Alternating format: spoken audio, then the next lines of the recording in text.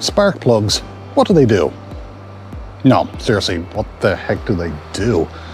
I mean, look, I'm kidding, of course. I know exactly what spark plugs do, and I know exactly what happens when they kind of go wrong, to say the least. Now, my car is sick, and not in that, like, oh, totally sick, dude, kind of way. No, I basically have oil fouling up the spark plugs due to a slight engine design flaw with the 1999 Isuzu Rodeo 3.2 litre engine. In fact, there is a really great video online that explains exactly what goes wrong with this engine, why it causes oil to leak into the spark plugs, and how to repair it. And I'm going to link that right here, is what I'd say if I could ever find that video again, but unfortunately I can't. So, what can I do to remedy this engine without kind of like having to tear it apart, strip it, drill holes in it, which is what you pretty much have to do, and then putting it all back together again, because let's face it, that's far beyond my expertise.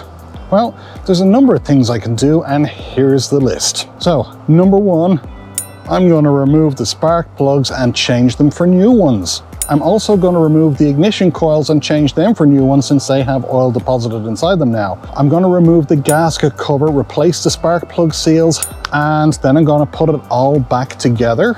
And then after that, I'll probably cry myself to sleep because I've done this before. It's a heck of a job. It took over 3 days to do at my skill level. And yeah, it was fairly traumatic. But you know what? I reckon if I can do it, then I can do anything. Almost. But if I can do it correctly, that's even better. So folks, sit back, relax, and enjoy, because this is DemonView Drives.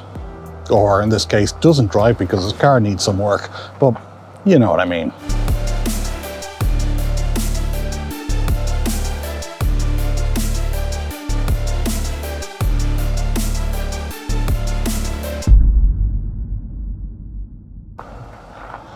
Hi folks, welcome back to the channel. I appreciate you tuning in and watching my attempts to repair, restore, and maintain my precious DemonView mobile. Now, before we begin, I need to tell you I am not a mechanic. I am about as far from a mechanic as I could possibly be. I know nothing about vehicles other than where the pedals are and how to operate the door and locky thingamajig. This is not an instructional video, nor should you attempt anything that you see me doing here. Why? Well, that's basically because doing so could result in you damaging your vehicle or damaging your reputation at the local ER ward. So these videos are my attempt to repair vehicles. Whether I do that correctly or not, who knows? I'm showing you the way I do things, which may or may not be correct, because I don't know myself, I'm only learning. I am not a mechanical expert, but if you're a mechanical expert or not, feel free to leave questions or comments down below to help me do a better job of fixing my car. So all advice is welcome, even financial advice, because I really feel I should be investing in stocks or something. But hey, leave it all down below and I read every single one of them, I assure you. What are spark plugs? Well, put very simply, in a very complex way, spark plugs are what makes the spark that ignites the fuel in your cylinders in a series of small controlled explosions that drives the pistons up and down. These pistons are connected to a crankshaft which rotates every time those pistons move up and down. And this movement is then translated into rotational energy through which a series of cogs and flywheels goes to your wheels and drives the car forward or backwards depending on which gear it's in. Understand that? Because it seems really simple to me. Not. So what can go wrong with this process besides a ton of stuff that I'm not going to cover in this video, because this video is about spark plugging and not the tons of stuff that could go wrong? Well, your spark plugs can get dirty, or in this case, fouled up with engine oil. Damn you, dinosaur fuel. You see, those pistons that are going up and down, they need oil to lubricate the edges of them so they don't make any evil, nasty, metal on metal grinding, rubbing sounds. And, you know, as they go up and down. So your engine, you know, very nicely has oil in it to keep this process running smoothly. The problem here is that the oil isn't supposed to get past the pistons into the spark plugs. So what's happened here then is that oil builds up around the spark plug. So when these spark plugs spark, for lack of a better word, unless I use the word ignite, because let's face it, ignite would actually be a much better word. Anyway, damn, that would have been a great word to use. The problem is that oil doesn't actually combust as easily as fuel. So they're sparking in a mixture of fuel or oil, at least attempting to. The problem is, like I said, oil doesn't ignite as easily as fuel. And instead of a nice clean burn, you end up with carbon deposits starting to build up on your spark plug as it just fails to ignite that and burn it cleanly. And basically then it's just your spark plug and the cylinder head, your spark plug and your ignition coil, they get full of fuel and oil, and then there's even less spark. When this happens, your engine starts misfiring and you'll probably see a check engine light appear in your car, and it will run really roughly when it idles, or when it's even at speed, it will start to stutter and splutter. This is known as a misfire, and the longer this goes on for, the worse the problem can actually be. The more oil and carbon builds up in your spark plug, and not only will you risk damaging your engine, you'll also risk burning your engine oil and producing terrible smoky exhaust.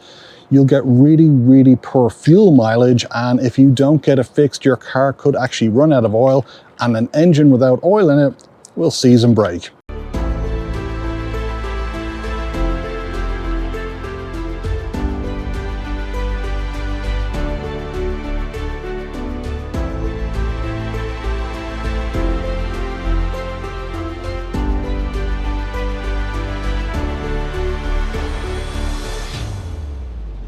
So I know all of that's going wrong with my car right now. Luckily, it's not that extreme, but what I'm going to do right now is I'm going to change my ignition coils, since they have oil in them, remove my dirty fouled up spark plugs, gap some new spark plugs, and have the new spark plugs ready to go into the engine. So I have my spark plugs. All I need to do is take out those spark plugs and drop these in, right? Well, no, that would be a huge mistake. Why? Well, because new spark plugs need to be gapped. You see, spark plugs work by, well, making a spark.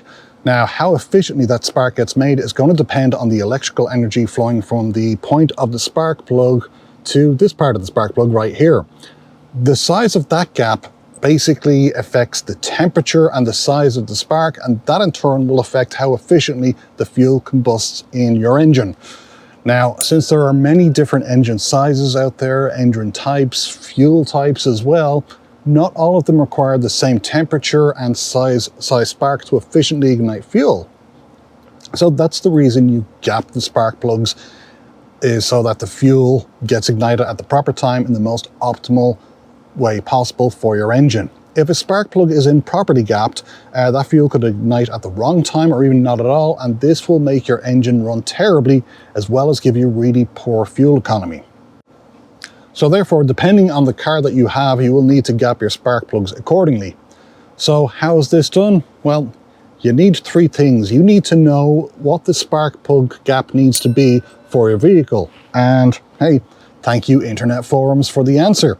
You then need a spark plug gapper gauge thing. I think it's called feeler gauge. Anyway, this lets you know what the gap is in your spark plugs, and I happen to have one here. And this will let you know if you have too big a gap or too small a gap, or if your gap is just right. I suppose it's like an updated Goldilocks tale if Goldilocks was a burglar that broke into people's houses and garages and trashed their cars and then raided their fridge. She's a bit of a criminal. And then C, you will need a spark plug gapper. Now, talented people who are using tools and aren't complete Neanderthals may not need one of these. They just bend the spark plug by sheer willpower. And you know, that's absolutely fine. But me, I believe in working smarter, not harder. So I got myself this, spark plug gapper so I can have an accurate gap. So now that we have all that together, let's go and gap those spark plugs. Now, in case anybody's wondering how these feeler gauges work, basically you open them up like this. You do have all these different feeler gauges here, but each one of them has a different gap on it. In fact, if you look, you've got 0.26, 0.25, 0.20, 0.19, and that basically is the thickness of these metal sleeves. Now, if you wanted to, let's see, 0.10 and 0.12 here, and you needed a 0.22, you would put two of them together, and now you've got a 0.22 gap, just like that. So how do all of these work along with the spark plug gapper? Well, this is the spark plug gapper, and here is one of the old spark plugs. I'm just going to demonstrate real quickly for you. As you can see, there is a gap here. Look at the top of that. But is that gap correct? Well, what we would do is we would open up the spark plug gapper, like so. What we would do then is check the required gap, and let's say we needed a gap of, Oh, let's do a small one. Let's do a 0.16. Okay, so this is a 0.16 gap. Putting it in here, and as you can see, that is very loose. I mean, it just slides so easily, which means that that gap there is actually far too large. In fact, I can shove this kind of backwards and forwards. So we need to make that smaller. So we put it in the spark plug gapping tool, shove it down the end here, and then we just tighten the top of the tool like this. And what that's doing is that's forcing that gap closed on top of that spark plug. And you just do it a little bit at a time. Now let's check it. And, well, as you can see, it's still fitting in there, but that is moving far too smoothly, which means the gap is still too large. We're just going to put it back in here again, give it some more twists, and we just keep repeating this and repeating this until the gap is small enough. Now, what you want to have happen, the way to do it is just kind of put it in here. What you want to have happen is that when you finally get the gap right, it can actually slot in there, but it's actually kind of scraping both sides of it, so it's not that easy to move. You can actually feel it scraping, and then that means that you have set the gap accurately on your spark plug, and then you repeat it with the rest of your spark plugs. Okay, so now follows the most exciting part of this whole endeavor, and that is removing those ignition coils so that I can get to the spark plugs. Now, many cars are different, and some of them have ignition coils that just pop on and off. In my case, with the Isuzu Rodeo, they are actually screwed into place, and they're kind of awkward to get to, I have to admit. I mean, this is one of the most headache-causing things I had to deal with last time. But once you get them unscrewed, without stripping any screws, hopefully, then it's basically very easy to pop off those ignition coils, and as you can see, I've just about finished getting the first one off. Yay! But I was going to have to repeat this whole procedure at least 6 more times. And one thing I'll say about this whole thing is that you really do want someplace safe to keep the screws and keep them all separate, because I was going to have to deal with a number of different screws of different sizes, not just the ignition coils, but some of the parts of the other side of the engine would have to be removed to get to all the ignition coils. Now, in order not to bore anyone to death, I'm just going to speed up the rest of the video.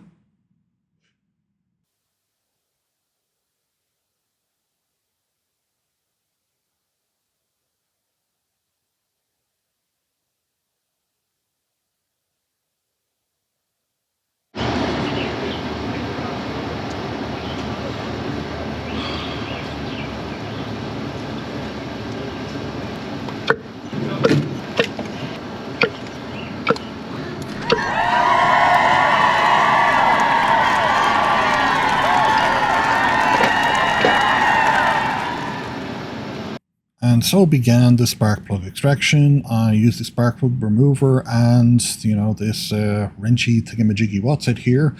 Lefty-loosey, righty-tighty, but I was going lefty-loosey, and as you can see, I was having some amazing fun. Not really, it actually turned out to be kind of rather long and boring, and, I was going to have to do this 6 more times. But, yeah, I got to the stage where it actually got quite loose, but it did not come out. And that's because it just seemed to be turning. So what I did is I removed the whole wrenchy bit. I just put the thingamajiggy what's-it in my hand, then loosened the rest of the way by hand, and it still wouldn't come out. And that's mainly because there was probably oil all over the spark plug. So I used this magnetic-y grippery thingy, just shoved it down there, grabbed onto the spark plug, and there we go. Out it comes, like I said, 6 more times. But it's got oil on it. So once I had removed the old spark plugs, I put the new spark plugs in there, tightened them up, and then got my new coils and decided to put them in there too. And that's rather easy. They just popped onto the top of the spark plug, and then the screws hold them in place. The screws which I'd kept carefully aside, and I did not lose, I assure you. Yeah, there was no misplacement. But yeah. The boots just don't pop on as easy as they pop off. You do have to give them a bit of a shove and make sure they stay down there. But yeah, it's actually a relatively simple process, and I'm surprised more people don't take care of their own spark plugs and instead get charged exorbitant prices when they drop them into a mechanic shop. But yeah, I didn't have any real problems with this. Kind of an enjoyable job, really. So yeah, that was it. The job was nearly complete.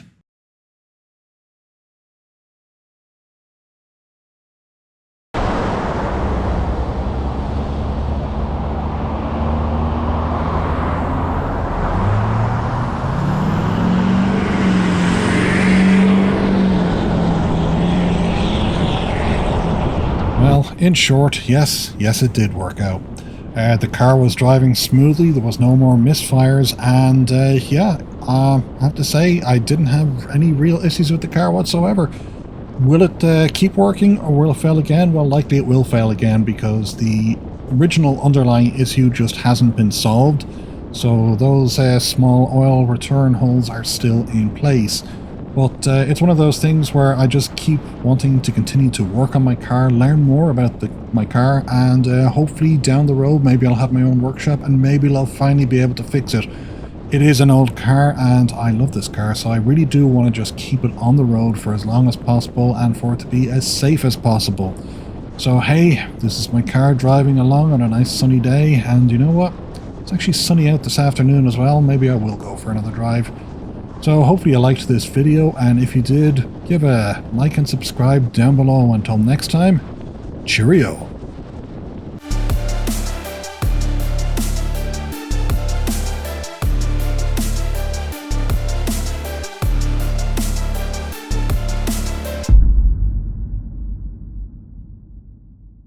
I know two things about cars. One of them is Jack. If you can guess the other one, I'm sorry, but there is no prize. So I knowing nothing about cars at all had... Okay, I'm just going to change those words. So like I said... knowing nothing about cars. So I, knowing nothing about cars, have enlisted the help of my beautiful wife, who seems to know everything about cars, robots, computers, and is massively talented. So anyway, here's what we're going to be doing today. Thanks, Ian. Okay, well, don't forget we can cut this and... I know, I was just going to get my shaking head in for your intro. Oh, actually, that'd be good then. He's here all week. Tip your waitress, or in my case, the waiter. Now, I'm going to have a very, very important job coming up here, and that is hold the screw. I'm going to put it in my back pocket, so if it goes missing, we know where it was. You can let me know in the comments down below when I say I damn well lost the screws. Got a screw loose, Ian? So people have asked me, why do I like making these videos? The fact is, I really enjoy helping troubleshoot people with issues they have with their cameras. I also enjoy doing reviews to help you decide whether or not a product is worth purchasing if it will suit you for your needs. Now, this does get pretty expensive and tiring, so if you want to help out with this channel, use the Buy Me a Coffee link down below. You can buy me a coffee, keep me caffeinated, I will keep me awake long enough to make these videos and hopefully include better jokes, and you can just use it as an excuse to say hi or thanks for these videos. So hey, buy me a coffee, keep me awake.